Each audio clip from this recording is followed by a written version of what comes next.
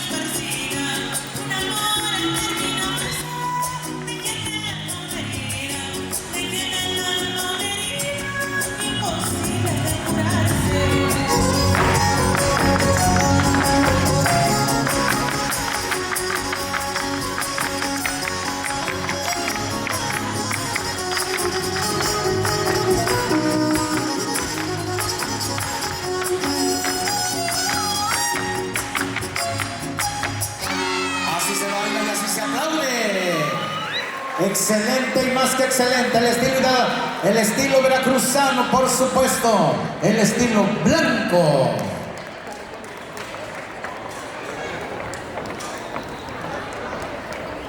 Vámonos rapidísimo con el